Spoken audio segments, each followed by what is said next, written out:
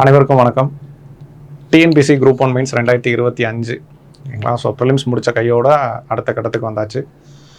So இதுக்கும் நம்ம அதே பேர் தான் வச்சுருக்கிறோம், leaders test series. So students கிட்ட இதுக்கு ஒரு நல்ல ரெஸ்பான்ஸ் இருந்துச்சு இந்த எக்ஸாம், இந்த டெஸ்ட் சீரிஸ்க்கு. ஸோ அதே நேமே என்ன பண்ணுறாங்க அப்படின்னா மெயின்ஸுக்கு வச்சுருக்கிறோம்.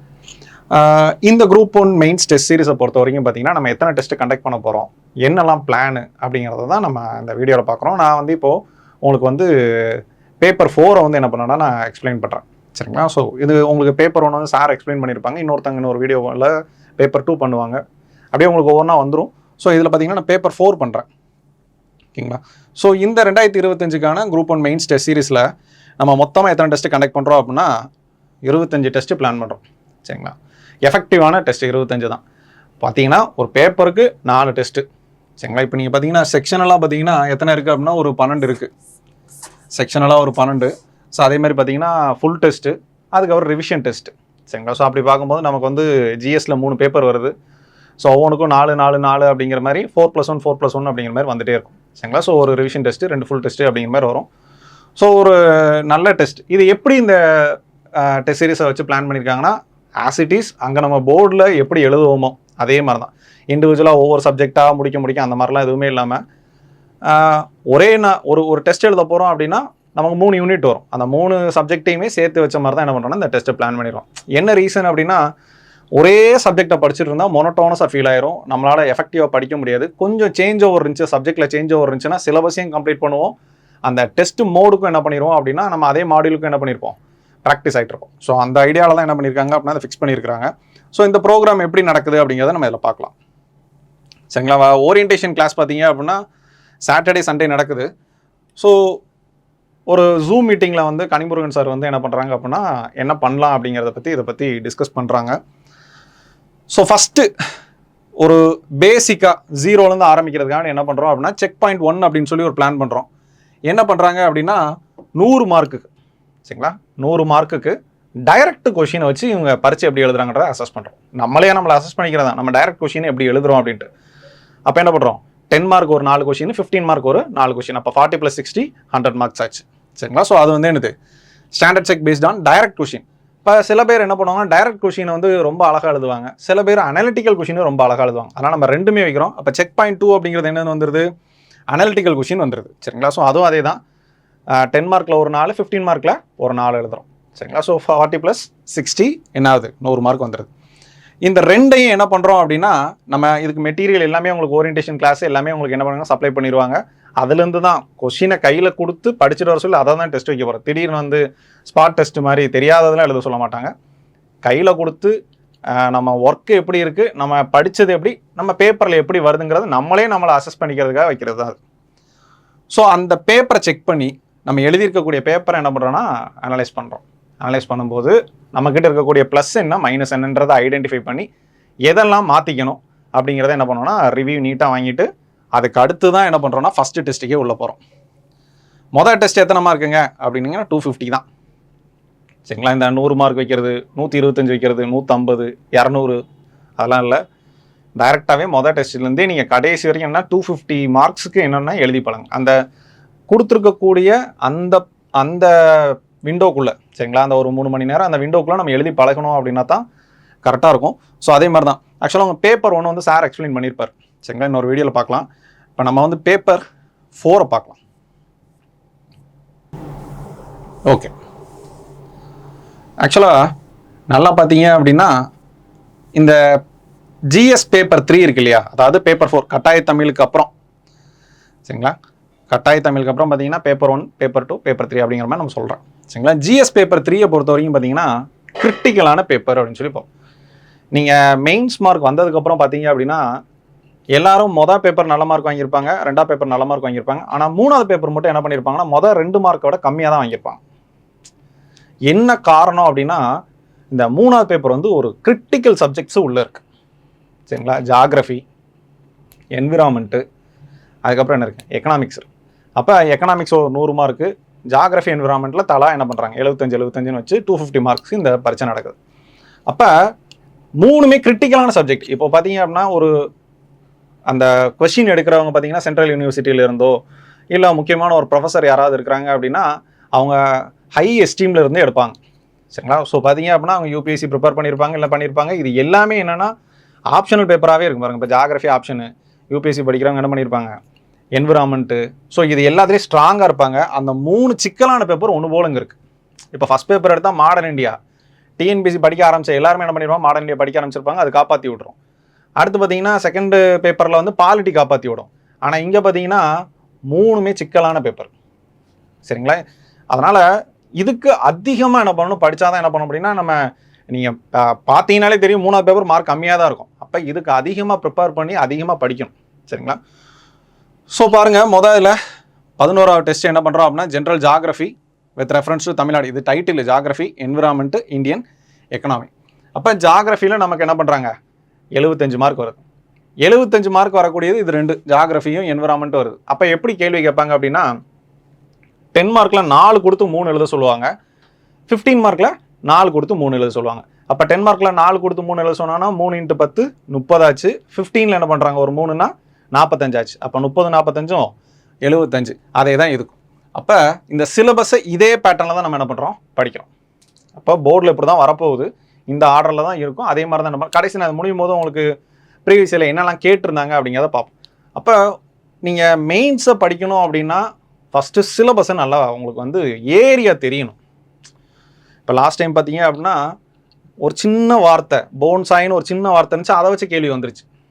அப்போ எந்த ஏரியாவும் விடவே கூடாது. ஒவ்வொரு டைட்டிலாக தனித்தனியாக எழுதி வச்சுட்டு டிக் அடிச்சுட்டே வரணும், படிச்சிட்டோமா இல்லையா அப்படிங்கிறது. ஸோ பாருங்கள், ஜாகிரஃபி. ஸோ ஜாகிரஃபியில் ஃபஸ்ட்டு டெஸ்ட்டு, சரிங்களா. அதாவது 11வது டெஸ்ட் என்ன பண்ணுறோம் அப்படின்னா 75 மார்க் வருது பாருங்கள். Earth and universe, solar system, atmosphere, lithosphere, hydrosphere, biosphere. அதுக்கப்புறம் இந்தியா அண்ட் தமிழ்நாட்டில் location, physical divisions and drainage. சரிங்களா. இது மாதிரி கொஷின் என்ன உள்ளே வந்திருக்குன்றதை நான் லாஸ்ட்டில் இதில் பார்ப்போம். இது ஜாகிரஃபியோட சிலபஸ். அப்போ ஜாகிரஃபி சிலபஸை நம்ம இங்கே எத்தனை டெஸ்ட் வைக்கிறோமோ அத்தனையே உடச்சிருக்கோம். இப்போ 4 டெஸ்ட் வருது அப்படின்னா 4 என்ன பண்ணியிருப்போம், உடச்சிருப்போம். அதில் முதல் பகுதி இது. அதேமாதிரி என்விரான்மெண்ட், ஈகாலஜியில் structure and functions of ecosystem. அப்புறம் ஈகாலஜிக்கல் சக்சஷன் கொஸ்டின் இப்படியே கேட்டுருவான், what are the stages in ecological succession அப்படின்னு சொல்லி கேட்டுருவான். அப்போ நம்ம அது எல்லா ஸ்டேஜஸையும் எழுதி அதுக்கு எக்ஸாம்பிள் எழுதி முடிச்சு கொண்டு வரணும்.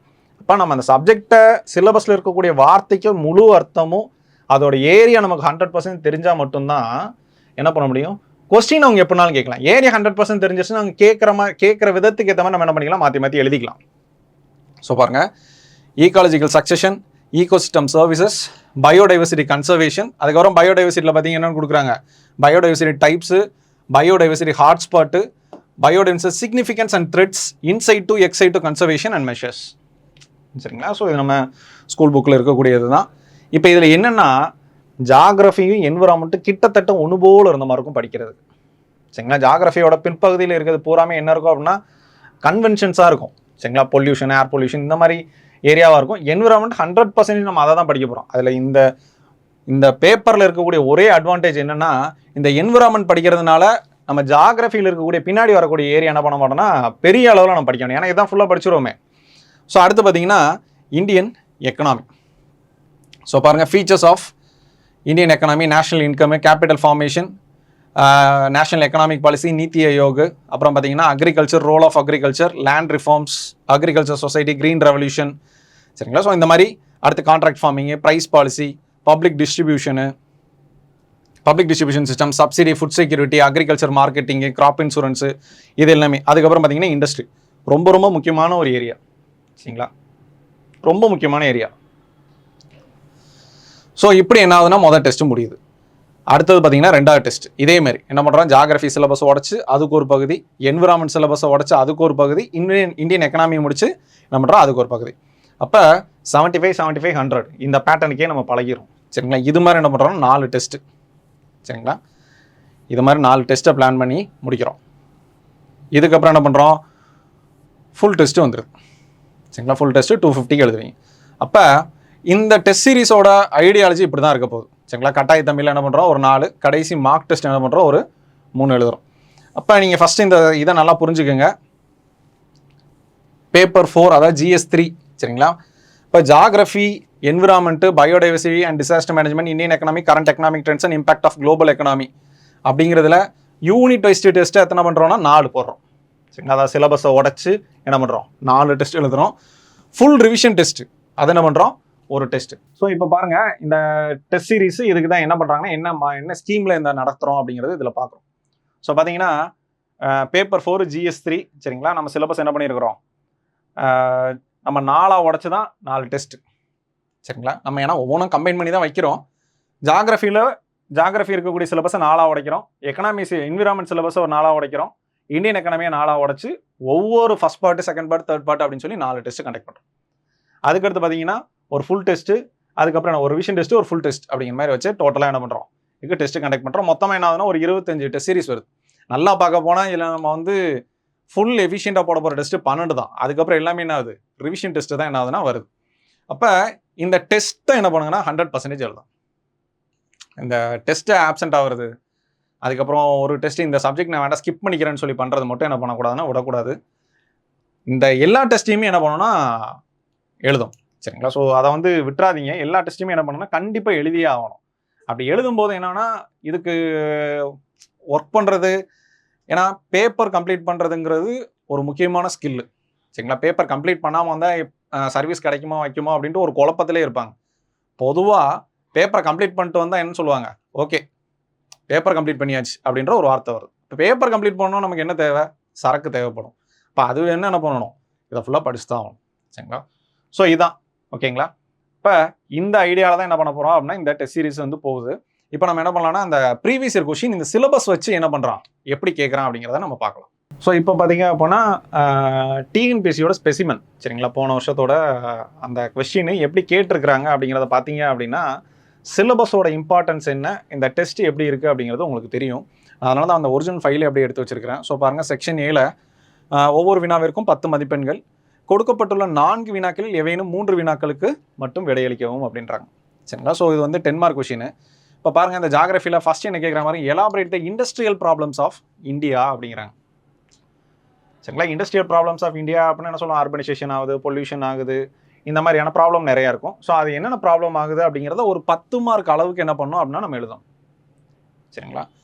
அடுத்தது பாருங்க, discuss the environmental and ecological implications of green revolution India. இந்தியாவில் பசுமை புரட்சியின் சுற்றுச்சூழல் மற்றும் சூழலியல் தாக்கங்களை பற்றி விவாதிக்கவும் அப்படின்றாங்க. அப்போ ப்ளஸ் மைனஸ் இதில் இருக்கக்கூடிய பிரச்சனைகள் என்ன சரிங்களா, என்விரான்மெண்டல் இம்ப்ளிகேஷன்ஸ் என்னெல்லாம் வந்துச்சு, கிரீன் ரெவல்யூஷன் வந்ததுனால என்னென்ன ப்ராப்ளம் வந்துச்சு அப்படிங்கிறத என்ன பண்ணணும்னா இதில் ஃபுல்லாக பேசணும்.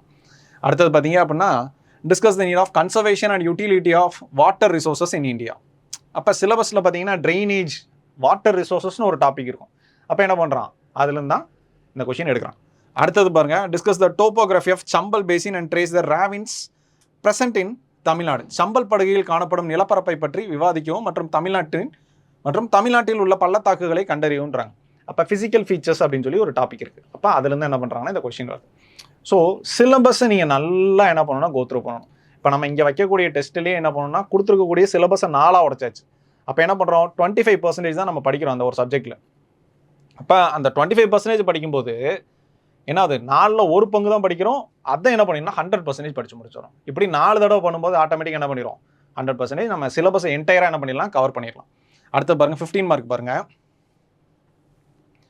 இப்போ என்ன பண்ணுறான், 15 மதிப்பெண்றான், 4 வினாக்கள் கொடுத்து எவையேனும் 3 வினாக்களுக்கு மட்டும் விடையளிக்கவும் அப்படிங்கிறாங்க சரிங்களா. ஸோ பாருங்கள், இதில் ஃபஸ்ட்டு கொஸ்டின் பாருங்கள், topography bottom relief features of Arabian sea அப்படிங்கிறத கேட்குறாங்க. அதுமாரி மேஜர் ட்ரைப்ஸ் ஆஃப் இந்தியா வச்சு என்ன பண்ணுறாங்கன்னா ஒரு கொஸ்டின் கேட்குறாங்க. Elucidate the objectives and procedures of Samudrayaan mission சரிங்களா. சமுத்ராயன் மிஷனை பற்றி கேட்குறாங்க. State the contribution of NIOT சரிங்களா, National Institute of Ocean Technology in its implementation in Samudrayaan mission சரிங்களா.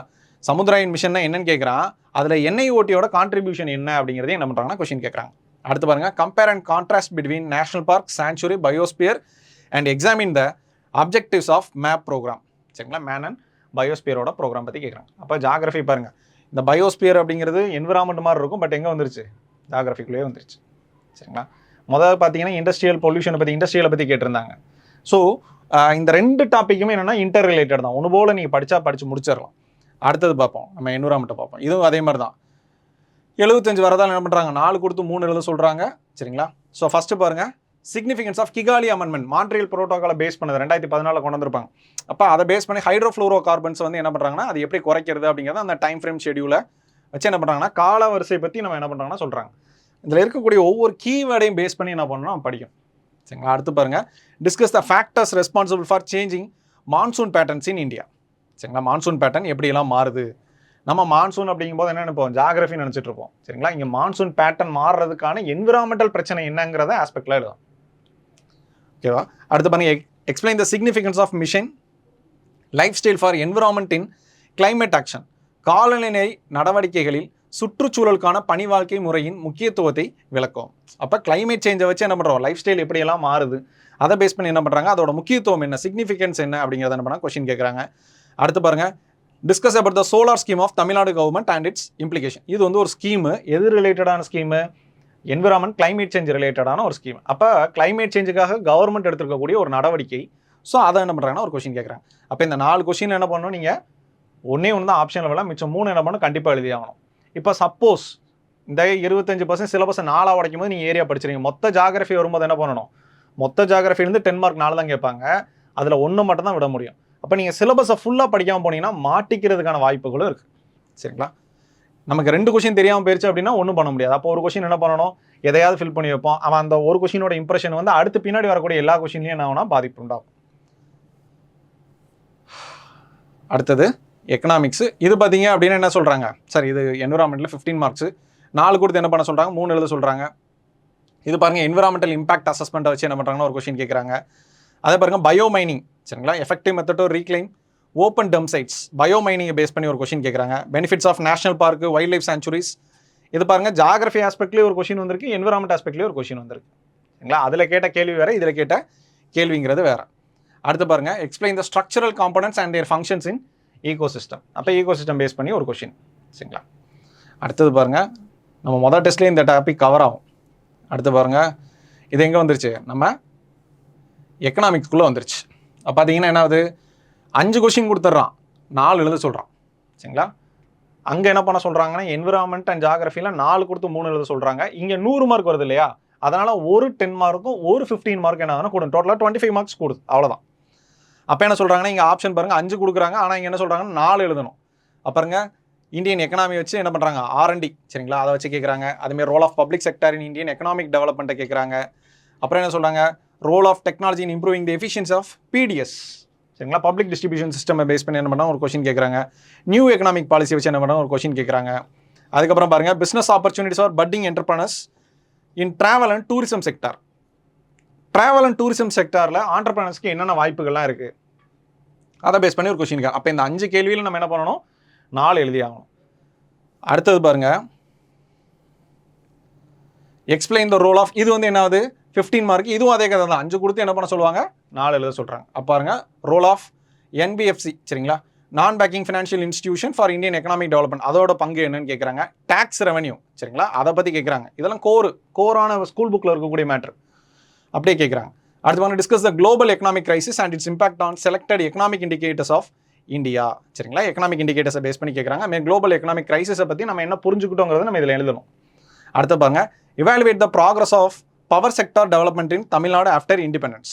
சரிங்களா, இண்டிபெண்டன்ஸ்க்கு அப்புறம் பவர் செக்டாரோட டெவலப்மெண்ட் எந்த அளவுக்கு முன்னேறி இருக்குது. அப்போது ஃபஸ்ட்டு 5 இயர் பிளானில் எப்படி இருந்துச்சு, செகண்ட் 5 இயர் பிளானில் எப்படி இருந்துச்சு, பிட்வீன் 1970s இந்த மாதிரி இருந்துச்சு அப்படின்னு சொல்லி காலகட்டங்களை வச்சு என்ன பண்ணலாம்னா இந்த கொஸ்டினை அப்ரோச் பண்ணலாம். அது மாதிரி அடுத்து பாருங்கள், explain the similarities and dissimilarities of old pension and unified pension scheme. அப்போ இது கரண்ட் அஃபேர்ஸ் பேஸ் பண்ணி ஒரு கொஸ்டின் ஆயிடுச்சு. கரண்ட் அஃபேர்ஸை பேஸ் பண்ணி எக்கனாமிக்ஸில் இருக்கக்கூடிய ஒரு கொஸ்டின், அப்போ ஒரு ஸ்கீம் பேஸ் பண்ண கொஸ்டினாகவும் என்ன ஆகுது, இதை நம்ம கன்சிடர் பண்ணலாம். அப்போ previous year question plus syllabus, previous year question எடுத்து வச்சுட்டு சிலபஸை கையில் வச்சுட்டு போன வருஷம் இந்த ஏரியாலாம் கேட்டிருக்கான்னு சொல்லி ஹைலைட் பண்ணி வச்சுக்கோங்க. அப்போ இந்த ஏரியாலாம் கேட்காம இருக்கிறாங்க, எந்தெந்த ஏரியா கேட்டு முடிச்சுட்டாங்க, கேட்காம இருக்காங்க அப்படிங்கிறத எல்லாம் அனலைஸ் பண்ணீங்க அப்படின்னாலே எந்தெந்த ஏரியா ரிப்பீட்டடாக கேட்டுக்கிட்டே இருக்கிறாங்கன்றதை அனலைஸ் பண்ணுங்கள். ஃபஸ்ட்டு எந்தெந்த ஏரியா தொடர்ச்சியாக கேட்டுக்கிட்டு இருக்காங்க, எந்தெந்த ஏரியா கேட்டு முடிச்சுட்டாங்க, எந்தெந்த ஏரியா என்ன கேட்காம இருக்கிறாங்கன்றதை அனலைஸ் பண்ணி நீங்கள் எடுத்துட்டீங்கனாலே ஆட்டோமேட்டிக்காக உங்களுக்கு ஒரு ஐடியா கிடச்சிரும். சரி, அப்போ இந்த தடவை இந்த மாதிரி வந்துச்சுன்னா நம்ம இப்படி பண்ணலாம் அப்படிங்கிறதுக்கான ஒரு ஐடியா கிடச்சிரும். ஓகேங்களா, ஸோ அது வந்து ஒரு சீக்கிரமாக ஆரம்பிச்சிருங்க. ஏன்னா நேற்று சேர்மன் அவங்க பேட்டி கொடுக்கும்போது 2 மாதத்தில் ரிசல்ட் வந்துடும் அப்படின்றாங்க. 45 நாளில் வந்துடும். சரிங்களா, 45 to 50 days. ஏன்னா அவங்களே பெருமையாக போடுறாங்க, 45 நாள் ரிசல்ட் விட்டுவிட்டோம், 50 நாள் ரிசல்ட் விட்டோம், 45 days என்ன ஆகும், 1.5 மாதத்தில் ரிசல்ட் வந்துடும். அதுலேருந்து 3 மாதத்தில் என்ன பண்ணணும்னு சொல்லியிருக்காங்கன்னா மெயின்ஸ் ஒப்பேன் இருக்காங்க. ஸோ பார்த்தீங்கன்னா உங்களுக்கு கிட்டத்தட்ட 150 நாள் தான் இருக்குது. சரிங்களா, ஒரு டெஸ்ட்டுக்கு நீங்கள் 5 நாள் 5 நாள் முடிச்சு 5 நாளில் ஒரு டெஸ்ட்டு போடுறீங்க அப்படின்னாலே மொத்தமே 30 டெஸ்ட்டு தான் போட முடியும். இப்போ 5 நாளுக்குள்ளே நீங்கள் இருக்கக்கூடிய இந்த 9 சப்ஜெக்டையும் படித்து முடிக்கணும், அதுக்கு ட்ரெயின் ஆகணும், இது எல்லாமே நீங்கள் பண்ணணும்.